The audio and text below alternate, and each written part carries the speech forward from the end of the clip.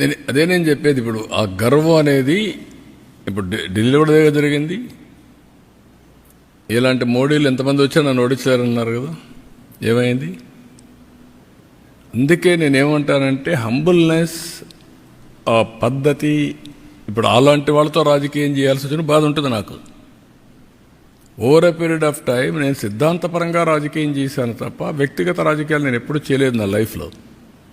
అయితే సిద్ధాంతపరంగా చేసినప్పుడు కూడా నమ్మిన సిద్ధాంతం కోసం ప్రజల యొక్క జీవన ప్రమాణాలు పెరగాలంటే లా అండ్ ఆర్డర్ చాలా ముఖ్యం. దాంట్లో రాజీ పడలేదు నేను. Faction leaders, communal violence, Naxalites violence, rowdyism చాలా నిర్మోహమాటంగా వేశాను. ఇటీవల కాలంలో ఏమైంది? ఎక్కడ చూసిన డ్రగ్స్, గంజాయి. ఇప్పుడు తగ్గిందా లేదా? కంట్రోల్ చేసామా లేదా? 7 నెలల్లో కంట్రోల్ అయింది. పూర్తిగా ఎరాడికైంది నేను చెప్పను. నేను ఇప్పుడు కూడా చెప్తున్నా మళ్ళీ, ఈ రాష్ట్రంలో ఎవరైనా గంజాయి పండిస్తే మాత్రం అది లాస్ట్ డే.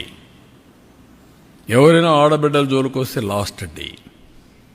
గుర్తుపెట్టుకోండి, ఫర్మ్గా ఉంటాం, డిటర్మెంట్గా ఉంటాం. ఒకరోజు తప్పించుకుంటావు కానీ నువ్వు మళ్ళీ తప్పించుకోలేవు. వడ్డీతో సహా చెల్లించే పరిస్థితి వస్తుంది ఎవరికైనా సరే. Be responsible citizen. నీ పని నువ్వు చెయ్యి. నువ్వు ఈ రాష్ట్రంలో అందరి మాదిరిగా గౌరవంగా బ్రతకడానికి మీరు గౌరవంగా బ్రతకండి, అందరినీ గౌరవంగా బ్రతకనియండి. ఇష్టానుసారంగా చేస్తే ఇక్కడ ఎక్కడైనా పరిస్థితిలో ఉండదు. అట్లని చెప్పి రాజకీయ ముసుగులో నేరస్తులు చేరి ఇష్టానుసారంగా చేస్తే కూడా డెఫినెట్గా కట్టడి చేస్తాం.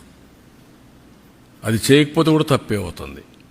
మేము చేస్తాం, మీరేమన్నా చేయండి. ఇష్టానుసారంగా మాట్లాడడం, నోరు బారేసుకోవడం, ఓకే, మీరు నోరు బారేసుకుని నేను పారేసుకో, అది ఎప్పుడు నా జీవితంలో లేదు. బట్ యాక్షన్ మాత్రం డిటర్మెంట్గా ఉంటుంది, ఫర్మ్గా ఉంటుంది.